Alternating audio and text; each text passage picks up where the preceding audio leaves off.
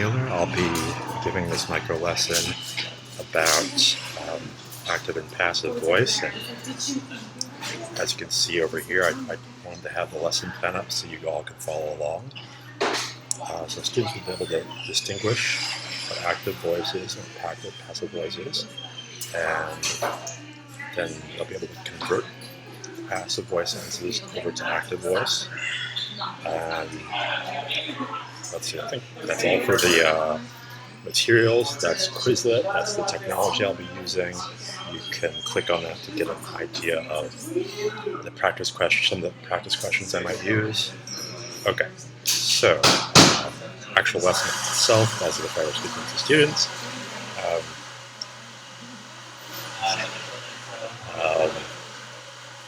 Passive voice was, active voice was what we learned about last class. Let's say, student, active voice was learned by you. Passive voice examples were given by you, and now we're going to talk more about. Now those will be talking about more by us. You see how tricky passive voice can make things. It's kind of a roundabout way of saying things in English. And that's why in professional writing and academic writing, personal writing in English, it's a preference by many English speakers, first native English speakers, to use active voice. It's a lot more direct. So if you could bring up Quizlet up on your phone, that will get you over to our practice examples. Okay. So there we go. Yeah, see if you can. Okay. Our English class was taught by Nick. Is this active voice or is it passive voice? In between voice? No such thing really, in English at least.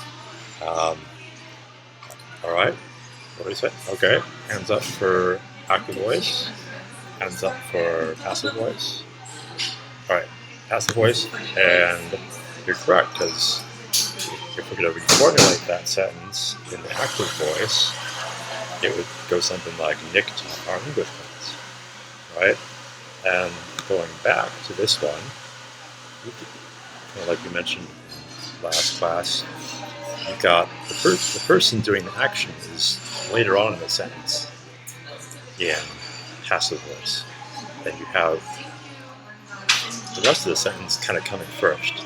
So if you want to switch a passive voice sentence over to active voice, what do? Okay, yeah, we switch the subject, the person who's doing the action, the teaching, very good, teaching, over to the beginning of the sentence. So we have Nick taught our English class. You can almost move this whole bit over to the beginning and get rid of the by, the preposition there.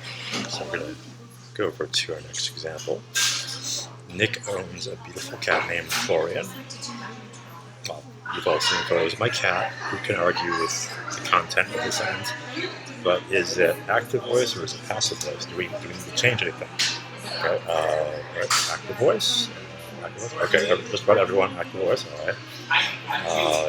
And you are correct, there's no change. And to follow up on the subject, verb, object thing I brought up in the last example, Nick, I'm again the subject, I'm the one who's doing the action, the performing action.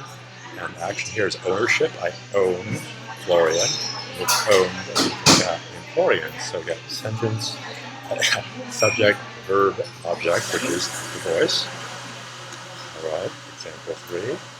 Glad you all got that one pretty good, actually. English was studied by that's what to say, by us in the library. Okay.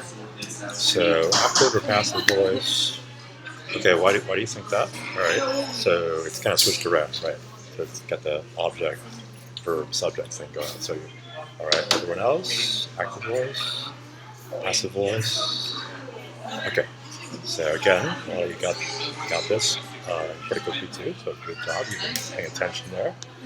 And it is, we studied English in the library. So that initial example, present passive voice, again, we've got us, which is, it is supposed to be us, which we have to change over to we, to put it in the active voice, right?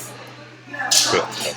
Okay, so we, see, studied, the verb doesn't change. English, so we've got subject, verb, object, and we've got the indirect object in the library for those of you who want bonus points, and, well, who doesn't want that? Okay, so that, I think that does it. Oh, that just does it for our practice questions.